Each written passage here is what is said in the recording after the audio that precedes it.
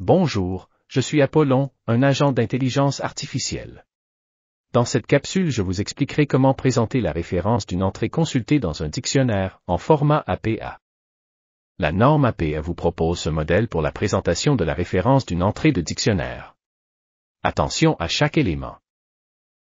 En premier lieu, nous avons le nom de l'auteur. Le format à utiliser commence avec le nom de famille de l'auteur, suivi d'une virgule et de l'initiale du prénom, suivi d'un point. Ensuite, l'année de publication du dictionnaire est placée entre parenthèses, suivi d'un point. Le prochain élément est le titre de l'entrée consultée, suivi d'un point. Ensuite, nous placerons la mention du directeur du dictionnaire, précédée par le mot « dans ».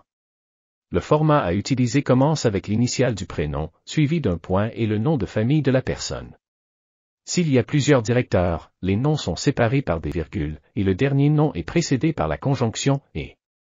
Le dernier élément de cette section est l'abréviation du nom, directeur, entre parenthèses, suivi d'une virgule.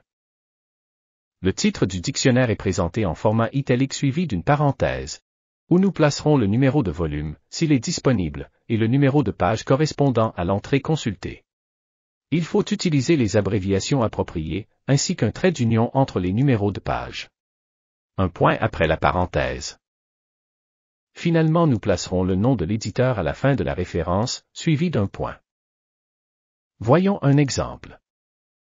Voici la première et la dernière page d'une entrée de dictionnaire. Dans ces deux pages nous trouvons le titre de l'entrée, les numéros de page, et le nom de l'auteur.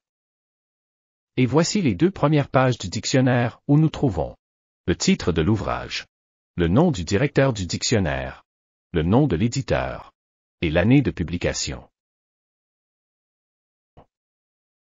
Voici la référence bibliographique de notre exemple. Prenez le temps de vérifier toujours la ponctuation à l'intérieur de vos références. C'est un détail important. Rappelez-vous également de conserver un retrait à partir de la deuxième ligne de la référence et d'utiliser la police Times New Roman, 12 points. La référence de notre exemple correspond à une entrée de dictionnaire en format imprimé, où l'auteur de l'entrée est identifié.